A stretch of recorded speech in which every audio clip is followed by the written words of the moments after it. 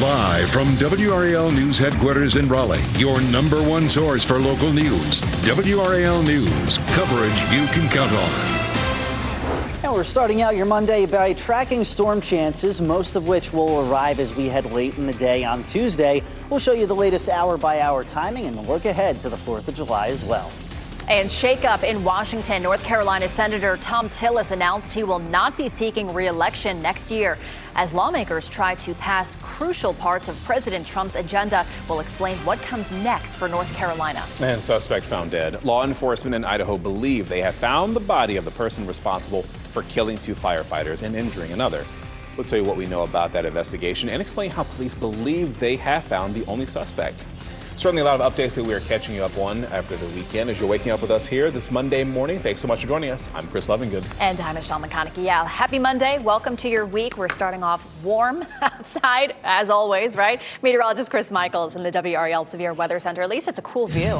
We're going to take away some of the positives here. And you see some of those puffy white cumulus clouds that typically develop this time of year when you have the warmth and humidity already in the upper 70s and lower 80s across the board. And temperatures, of course, will rise. We'll see highs in the low to mid 90s, much like we have over the past 2 afternoons. And with the humidity in the mix, you're going to see the heat index peak between 98 and 103.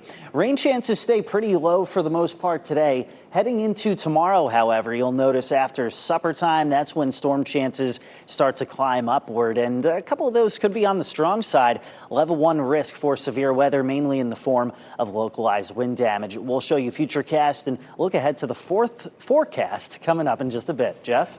Into the 8 o'clock hour here, and volume continuing to build here. I-40 at Lake Wheeler Road. As you take a look out here, this is pretty normal for this time of day right now. Hopefully the sun glare is gone for some of these folks out there right now as they go through. We did have one crash that we were trying to check out. As you look at the big picture here, you see where some of the backups are around the Beltline right there, but down towards Wilson's Mills. This is NC 96. This is being called a serious crash, trying to find out if there's any injuries coming out of this. But 96 and Little Divine Road is the spot for that, not showing any backups for us right now. We can take a look at some of the drive times that you're seeing out there around our area. Coming in from Wake Forest, a 2-minute delay, just 1 minute from Knightdale. Pretty good the rest of the way. I'll be back with your Durham drive times in just 10 minutes. All right, thank you, Jeff. Crews were able to restore power for nearly 50 people after a driver hit a utility pole this morning. Police tell us a car hit and snapped a utility pole outside of a home on Everett Avenue about 1:30 this morning. Police say no one was injured from the crash, but they say the driver left the scene. Power was restored shortly after 6 a.m. this morning. We are still working to find out the cause of the crash. Police say nobody was hurt.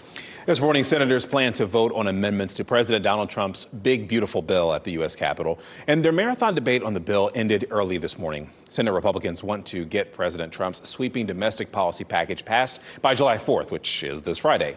Democrats forced the clerk to read the 940-page plan aloud on the floor, and that delayed debate for around 16 hours over the weekend.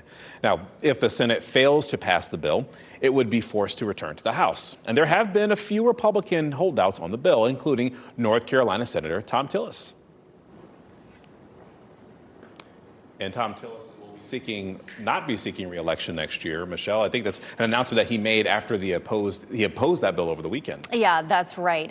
He opposed the so-called One Big Beautiful Bill. WRAL's Laura Levine is tracking what this could mean for North Carolina and the U.S. Senate. Laura Tillis, breaking from his Republican colleagues on this bill, caused a shakeup over the weekend. He was singled out for doing so as well. Good morning, Michelle and Chris. So Republican North Carolina Senator Thom Tillis, he said his decision this weekend was not a difficult choice. He says that he wants to spend time with his family. Meanwhile, the big announcement coming one day after him and only one other Republican decided to vote against advancing President Trump's sweeping agenda bill. He took to social media over the weekend, sharing some of his concerns regarding the impact that cuts to Medicaid would have on North Carolinians. So Donald Trump then threatened to back a primary challenger to his seat in next year's election. Tillis' Senate seat in North Carolina will be crucial for Republicans to keep next year if they want to maintain their narrow majority in the chamber.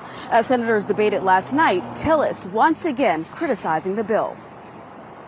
Now, Republicans are about to make a mistake on health care and betraying a promise. It is inescapable that this bill in its current form will betray the very promise that Donald J. Trump made in the Oval Office.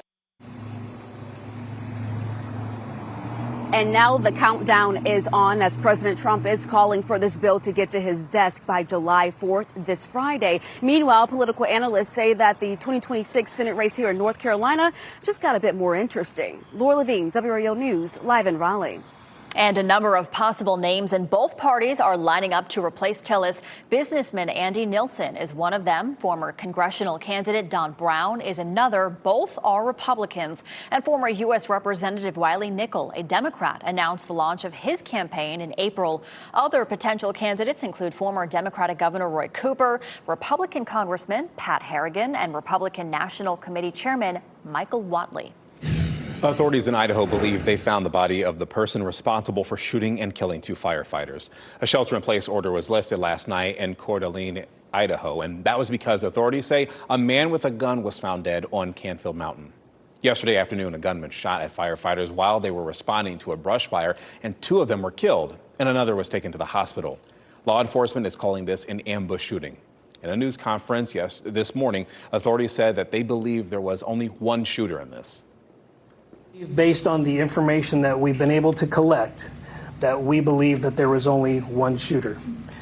And we based it on the weapons that we found at the scene, the type of injuries that were incurred by that weapon.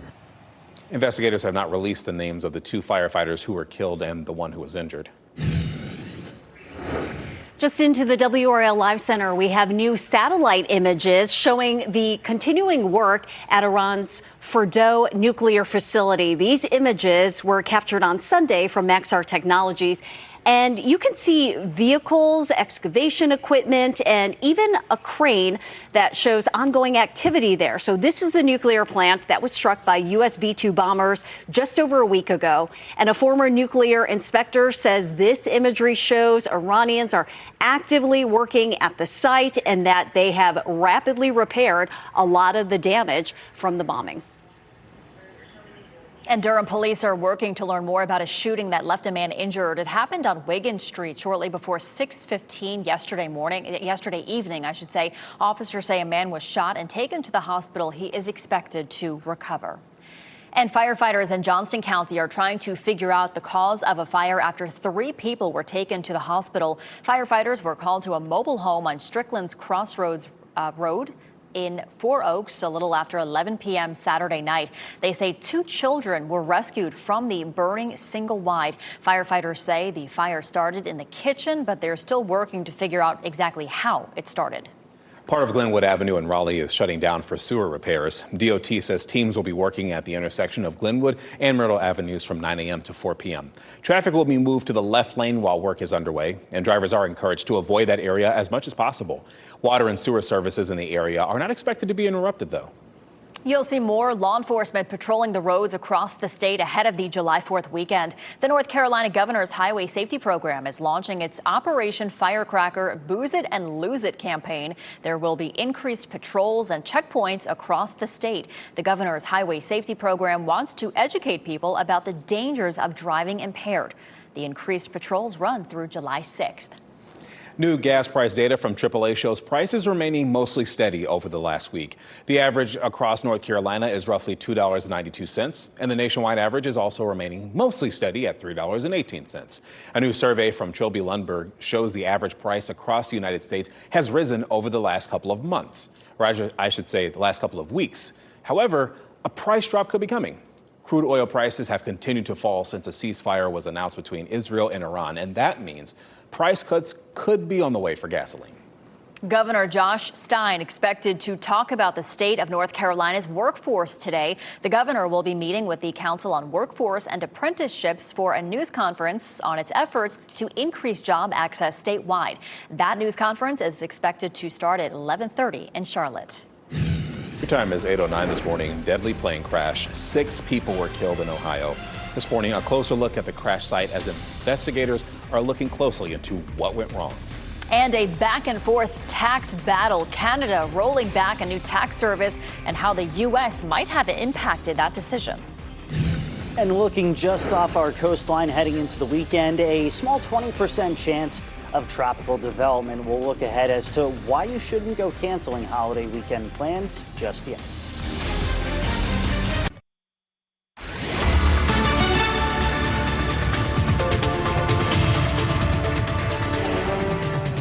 .13 on this Monday morning, and we're starting out nice and warm. Temperatures in the mid to upper 70s so far. Durham cracking the 80-degree mark already as of, shortly after 8 o'clock. Plenty of sunshine out there. That's going to warm things up quickly. So if the kids are heading out to summer camp today, the water, the electrolytes, you're going to need that if you have to be working outside in this heat. Temperatures once again reaching the mid 90s. Just a few isolated storms out there to cool things off. It's not going to be much, but we'll take any little bit that we can get. More showers and storms coming in, especially late tomorrow and into Wednesday, and that could actually cool things off fairly nicely for us before storm chances drop heading later in the week. And hey, if you see a storm and maybe the aftermath of it, like this from E. Zeller in Willow Spring, you can always send us your pictures on WRAL.com/report it. Jeff? Your Monday morning commute rolling along I-440 at I-87. What's happening right now? Looking good. Normal volume that we're seeing right here. Now, as we take a look at the big picture here, you can see where some of the slowdowns are. I-40, Lake Wheeler Road, that's a usual spot. That 87 coming in from Wendell and Knightdale onto 440 there. And one crash down there in Wilson's Mills, okay, not causing any backups there. Now, as we take a look up in Durham Chapel Hill area, I-885 right there, and that crash just popped up. So I'm going to look into that, and you can listen to us on the radio, 101.5 HD3. 6 people were killed in a small plane crash in Ohio, and this happened shortly after takeoff. The plane took off from Youngstown yesterday, and it crashed in the backyard of a home about 2 miles east of the airport. Officials say there were 2 crew members and 4 passengers aboard, and the plane was reportedly headed to Montana. The National Transportation Safety Board is investigating the cause of that crash. No arrests have been made yet after a shooting near a cookout and a car crash near a Waffle House left 3 people hurt. Police say this all happened in Goldsboro on North Berkeley Boulevard early yesterday morning. When officers got there, they found the car rolled over in the woods behind the Waffle House. 1 person was still in the car. 2 others had run away, and they were in the woods. Police say 20-year-old Jondre Spencer Jr. and 21-year-old Jakari Harper were both taken to the hospital. Police have not released the name or condition of the 3rd person. Happening today, town leaders in Garner will complete the merger between the town and Garner Fire Rescue. Garner Fire Rescue has operated privately as a nonprofit. The town council had approved the merger back in March, and this is set to officially be in effect tomorrow. Today's document signing will be held at Town Hall at 11 a.m. Dogs rescued from a Raleigh puppy mill last month are finding help across the state. 2 of the dogs, Carmen and Channing, were taken in by Carolina Poodle Rescue. They got to the center with broken legs. On Friday, both underwent surgery. They are recovering at the center and will be ready for adoption in the coming months. President Donald Trump is expected to visit an immigration detention facility in Florida tomorrow, and lawmakers in that state have nicknamed it Alligator Alcatraz. The new facility is expected to hold 5,000 undocumented migrants, and the facility has drawn protests in recent days. Demonstrators say that center will threaten the Everglades ecosystem, which is home to the endangered Florida panther. According to NBC News, 2 White House officials and 2 Florida officials have confirmed Trump is likely to attend the opening ceremony tomorrow. Canadian Prime Minister Mark Carney says Canada and the U.S. have resumed trade talks after the country rescinded its new digital services tax. This service was supposed to take effect today and was meant to serve as a way for countries to target large online companies like Amazon, Apple, or Google. The president had previously called this service a blatant attack on the U.S. and said that he was cutting off trade negotiations with Canada and threatened new tariffs against Canada as well. President Donald Trump says TikTok has a buyer, it turns out. In a Fox News interview, the president said he will disclose the buyer roughly 2 weeks from now. He hinted the buyer is a, quote, group of very wealthy people. He also said he thinks he will have to get approval from China before the deal goes through. A law went into effect months ago requiring TikTok be banned unless sold off by its Chinese parent company. Trump delayed that ban 3 times. As the calendar gets ready to turn over to July, some Americans will start getting smaller Social Security checks. That's because the Social Security Administration says it has overpaid millions of dollars in recent years and is now trying to recover those payments. The overpayments happen due to miscalculations or people not reporting income changes. Social Security had previously been withholding 10% of checks for people who were overpaid, but that number is expected to jump 50% for some. People will be able to request a waiver if they cannot repay or were not at fault. And DMV offices across the state are now serving walk-in customers all day. Customers who do not have an appointment no longer have to wait until noon to be seen. This change is significant considering the heat wave we are in right now. People have been waiting outside for hours in the heat. The DMV is also adding more Saturday hours. That's beginning on July 12th. Happening today, the opening of Virginia's very first Buc-ee's store. Ooh, may the odds be ever in your favor navigating that place. The massive travel center will be off of Interstate 81 near Harrisonburg. It'll be equipped with more than 100 gas pumps, and work is underway for Buc-ee's and the Tar Heel State. We have followed that extensively here. The company is expected to open a new location in Mebane in early 2027. Major cities across the U.S. are wrapping up Pride Month celebrations. Cities like Minneapolis, Chicago, San Francisco, and New York were just a few of many cities to host parades throughout the weekend. The parades come just days after the 10-year anniversary of same-sex marriage being recognized nationwide. And more than 25 Black-owned businesses gathered over the weekend as part of a Juneteenth vendor expo. Food trucks, clothing, and artists welcome visitors at the DoubleTree Hotel on Highwoods Boulevard in Raleigh. Businesses also raised money for organizations helping those experiencing homelessness. Organizers say the expo allows vendors to celebrate culture while also giving back. We're highlighting small businesses, and we're also connecting and giving back to our homeless. So that's one of our most important things. And the expo wrapped up last night. Mount Kilauea erupted for the 27th time since last December. What you're seeing here is video of lava spewing from the mountain in a closed area of the Hawaii Volcanoes National Park. The National Weather Service says the lava is coming from the north vent, but most of the eruptions this year have lasted a day or less. But a few have lasted several days.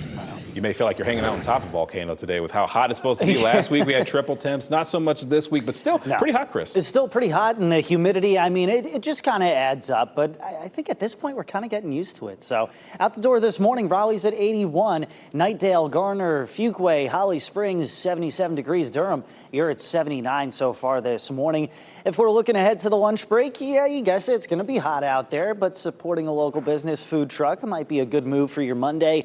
Temperatures will make it into the middle 90s this afternoon. Some exceptions near the Virginia state line, areas like Roxborough and Henderson, 91 to 93.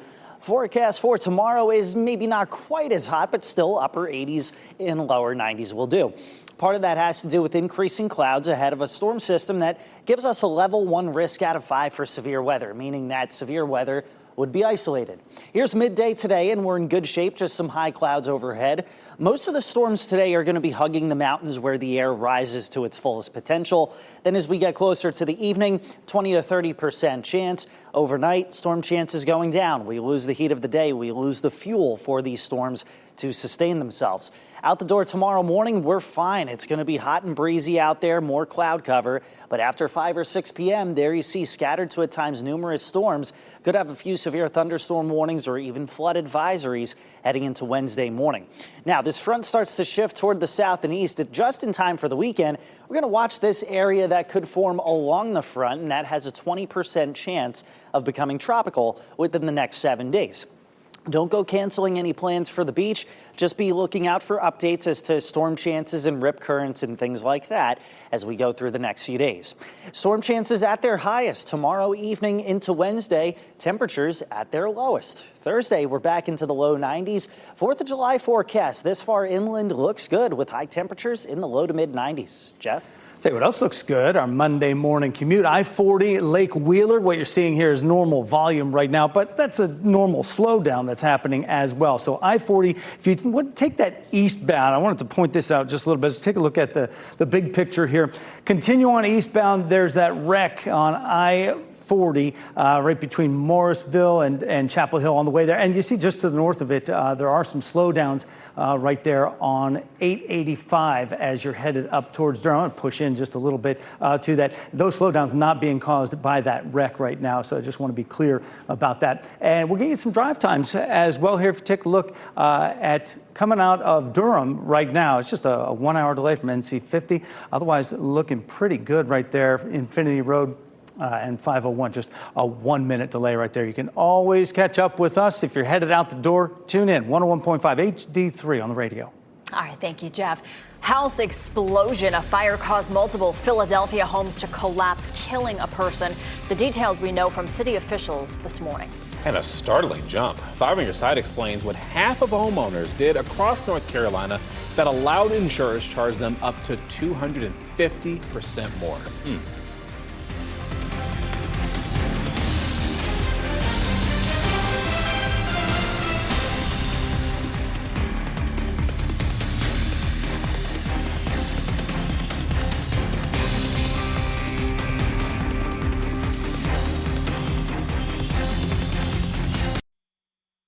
As you get into your car, tune to WRAL News Plus on your radio. In Raleigh on 99.3 FM. In Durham, 96.5 FM. And everywhere on 101.5 HD3. Good morning. Happy Monday. Time now is 8:26. I'm Michelle McConaughey. Let's get over to meteorologist Chris Michaels. Another hot day in store, Chris. Already here at 8:26, we're talking about the heat index. That's gotten to 86. It's what it feels like when you factor in the humidity. That once again is going to reach into the triple digits in the Triangle and Sand Hills today. The air temperature low to mid 90s. So this is a very similar feel to what we had each day this weekend. Mostly sunny with some fair weather cumulus clouds popping up. Today our storms look to be very isolated. Tomorrow evening, however, we stand a good chance of storms. Risk level is a level 1 out of 5, meaning isolated severe weather is possible. We'll show you the hour by hour timing over on Fox 50. Jeff? I've got a couple of crashes I'm following here. Wilson's Mills, NC 96 crash that you see there. But I want to take you in, more importantly, NC 54. This is up towards Morrisville area. This is a vehicle on fire right here. Eastbound lane of NC Highway 54, right near Davis Drive, if you're familiar with that. Not showing too many backups in that area, though.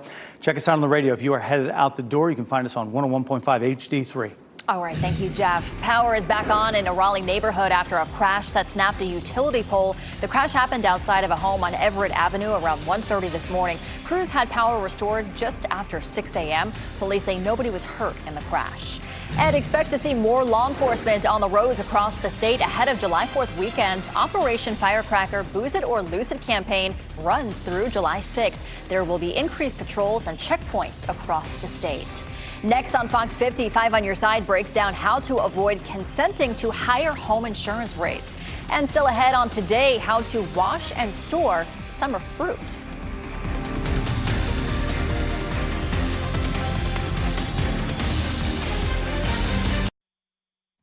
Shot in 4K ultra high definition. Your number one source for local news. WRAL News. Coverage you can count on.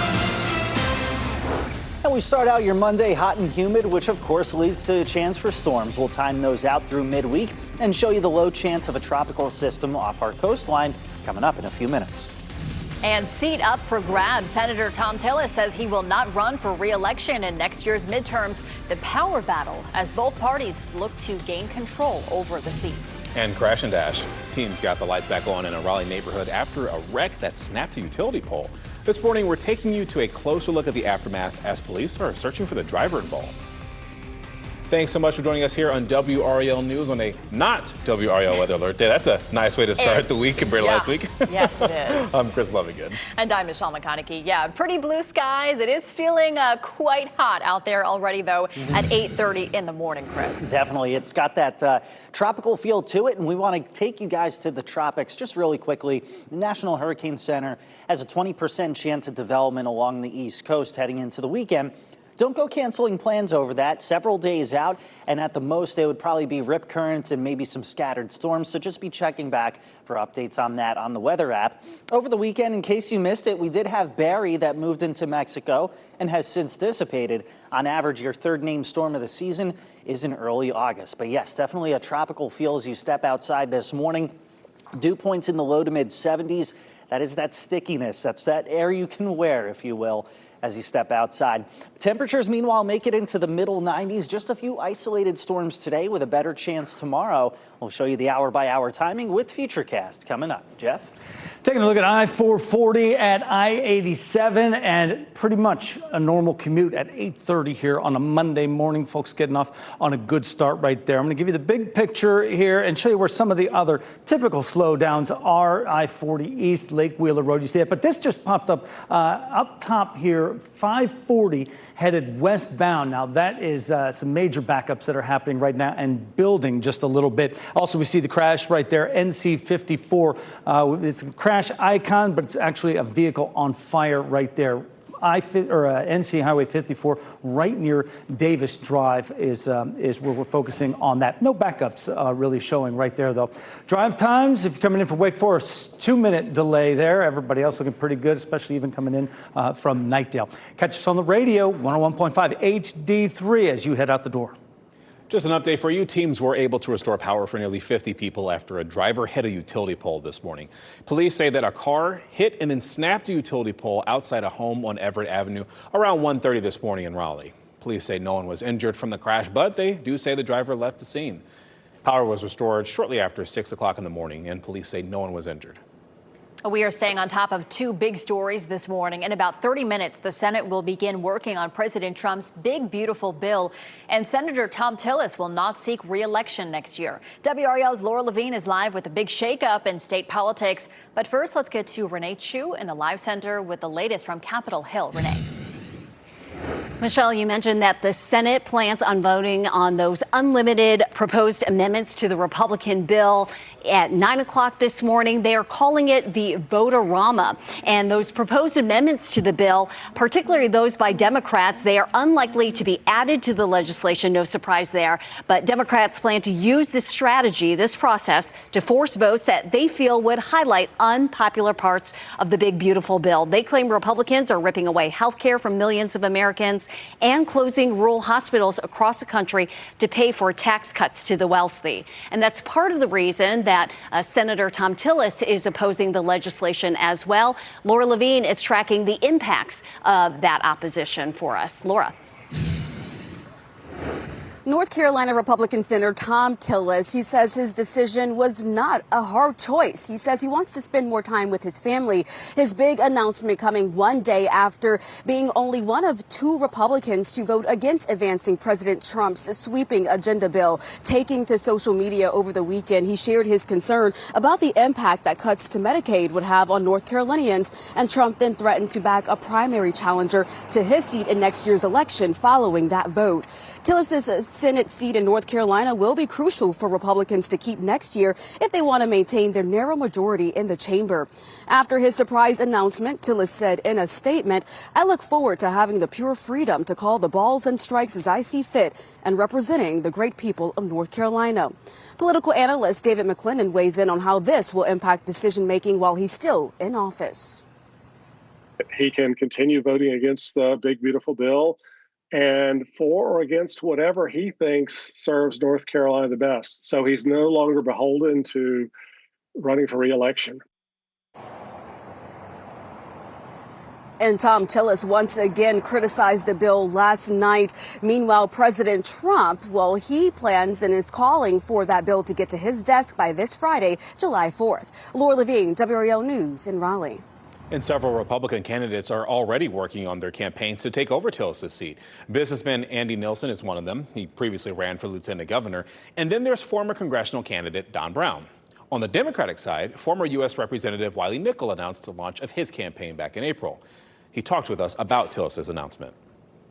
Donald Trump is going to handpick Thom Tillis' successor. That's what we're talking about. Somebody who will be completely loyal to Donald Trump and have his interests in, front and center, not the interests of the folks here in North Carolina. That's a big reason why I'm running for the U.S. Senate.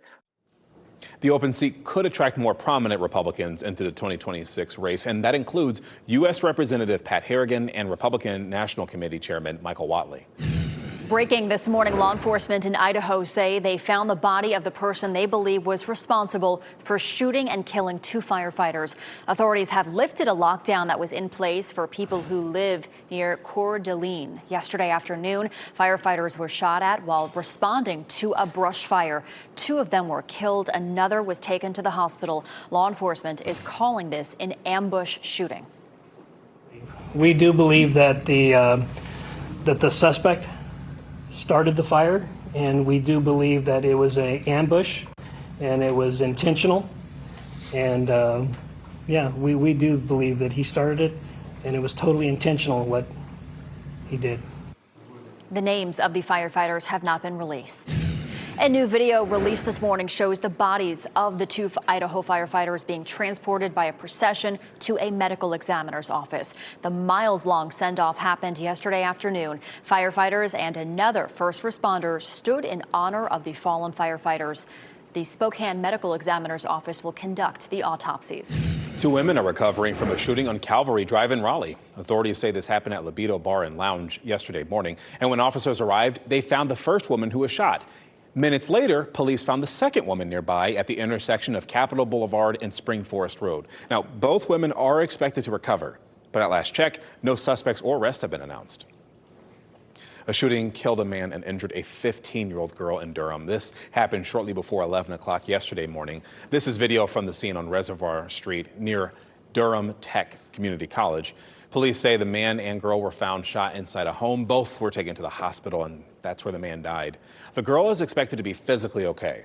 Durham police have not released the names of either victim or any information about possible suspects. New this morning, 2 people are injured after a shooting after a pride celebration in New York. Police say it happened just after 10 o'clock last night near the historic Stonewall Inn in Manhattan.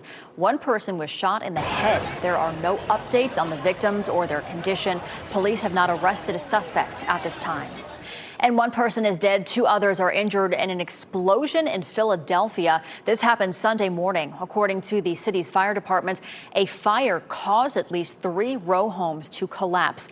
A canine recovered the remains of 1 person while searching through the rubble. An 82-year-old woman and a 63-year-old woman were also taken to the hospital for smoke inhalation and burns. Officials are still working to determine the exact cause of the fire and collapse. Jury deliberations are expected to begin this morning in the Sean Diddy Combs trial. Jurors heard closing arguments on Friday, and today a judge will give them instructions before they deliberate behind closed doors. They need to reach a unanimous agreement on each count. Combs is charged with sex trafficking and racketeering, and he could face life in prison if convicted. We're following a new milestone for Blue Origin this morning.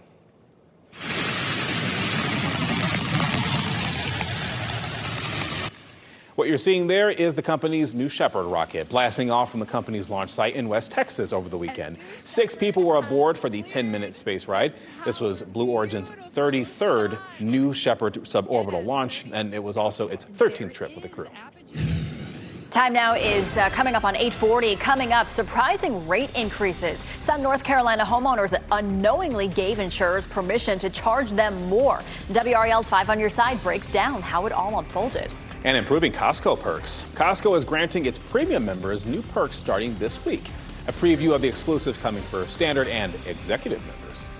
And we're going to take you live out. This is a look from our WRAL Garner Tower. Really pretty this morning, but it is warm out there. A break from the intense heat is coming with it, a heightened chance for storms. Just ahead, meteorologist Chris Michaels will time those out and show you the odds of tropical development close to home.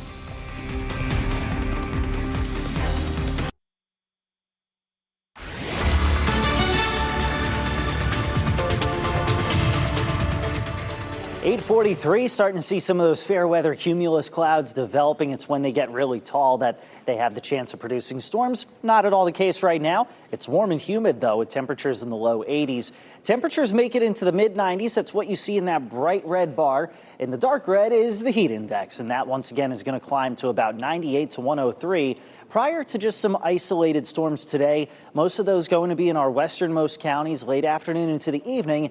Then as we head into Tuesday, storm chances climb, and that's really going to be during supper time, points after that, and some of these storms lingering into Wednesday morning. Now, we have a low flood threat Tuesday and Wednesday just because of how humid things are. We'll show you the hour-by-hour timing for these storms and how this pattern is actually applicable to the 4th of July forecast. All that coming your way in about 5 minutes. Jeff? Well, just about 10 minutes ago, we saw this pop up on I-540 near Leesville Road. I want to give you this live look at the traffic that is building up and really punctuate what is happening there when you look at this. So an incident, there's a crash on I-540 in the westbound lane, and this is right at Leesville Road here. But you take it all the way back, you see where those backups go, a long way back for those backups. So keep following along with us. 101.5 HD3 all around the triangle.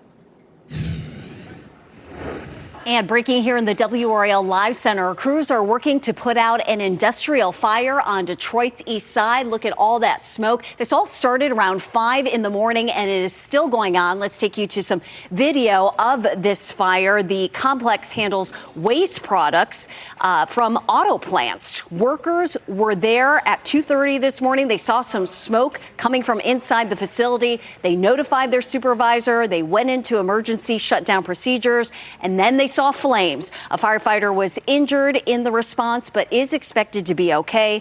No word on what started the fire. An investigation is underway. Wow. All right. Thank you for that update, Renee. A homeowner reached out to 5 on Your Side after his insurance shot up 41% in just 1 year. Keely Arthur started digging into how his costs could jump so quickly and so much. They found this out, that this affects a lot of people, actually. Doug Corkill hasn't made a claim on his policy, and nothing about his home has changed. So he was stunned when he recently got his homeowner's insurance policy renewal. When I looked at this month and I looked at next month's, I was like, holy cow, it goes up $104. Corkill's premiums were going up $104 a month. Home insurance rates in North Carolina just went up an average of 7.5% on June 1st, but that didn't explain this increase. And we figured out that he'd unknowingly given his insurer permission to charge him more than what the state allows. And when we dug deeper, we learned 55% of policyholders in the state have agreed to be charged these higher rates. Tonight on WRAL News at 6, how to know if you're one of them and what you can do to bring your costs down. Keely Arthur, 5 on Your Side. Starting today, Costco is changing its hours. Executive members can take advantage of exclusive shopping hours. Stores will open an hour early at 9 a.m. just for them. Saturday hours will be extended as well. Beginning July 5th, stores will stay open until 7 p.m. for all members. Costco will also begin providing a monthly $10 credit, and this is for same-day orders of at least $150. Ahead of the 4th of July holiday, the U.S. Postal Service has a reminder for customers. It is illegal to put fireworks in the mail. They contain hazardous materials that could unintentionally explode and injure or even kill postal workers if they are improperly handled. Those caught mailing fireworks could face criminal charges, civil penalties, and other consequences. And cleanup efforts are underway after extreme weather hit South Dakota. Communities are assessing the damage done by Saturday night's storms after several tornadoes touched down there. One of the homes hit by a tornado was unoccupied at the time, but was left with extensive damage to its roof and other outside structures. A second home was hit and leveled. There was one man inside who was hurt. His dog is now missing. And there are fewer delays this morning at Atlanta's Hartsfield-Jackson International Airport. Severe weather over the weekend disrupted operations there. At one point, there were more than 1,200 canceled or delayed flights. But as of this morning, there were 57 delays and 1 cancellation at the airport.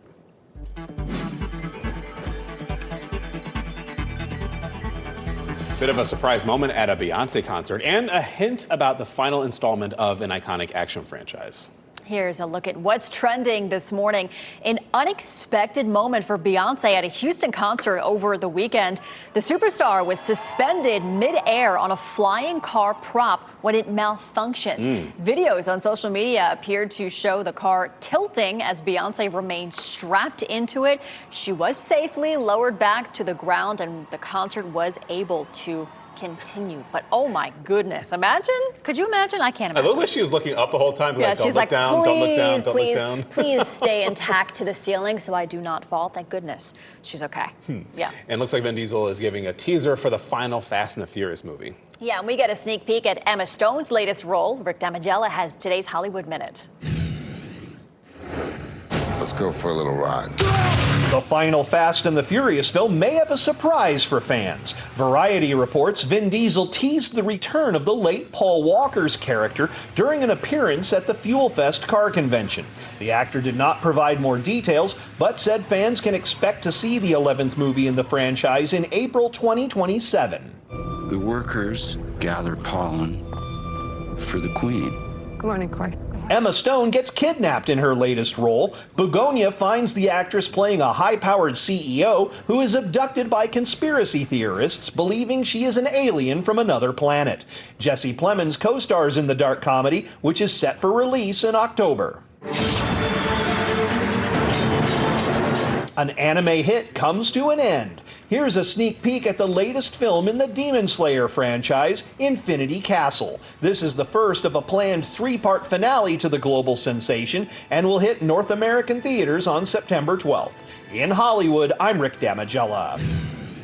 All right, let's talk some weather now. As Chris was mentioning, it's not a WRAL weather alert day, which I feel like is strange because we've seen a lot of those lately, but the heat continues. Yeah, the heat continues. It's not going to be the 100-degree heat that we saw last week, but we're going to see the heat, the humidity, the chance for storms, the things that you tend to expect this time of year in North Carolina. So let's get to it. Futurecast showing those storms mostly hugging the mountains, the foothills in the Piedmont through the afternoon. Some of our western counties stand a better chance than maybe our eastern counties of even still seeing some scattered storms heading into the evening.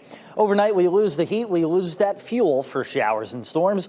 Then let's head into Tuesday. So you see that front coming in from the west. That acts as a trigger for more storms, but it's going to take time. There's a decent amount of dry time Tuesday. It's really as we head into the evening and nighttime hours that we see scattered to at times numerous showers and storms. A couple may have severe thunderstorm warnings with them because of localized wind damage. And we also can't rule out some flooding, especially because of the amount of humidity and moisture that's in the air.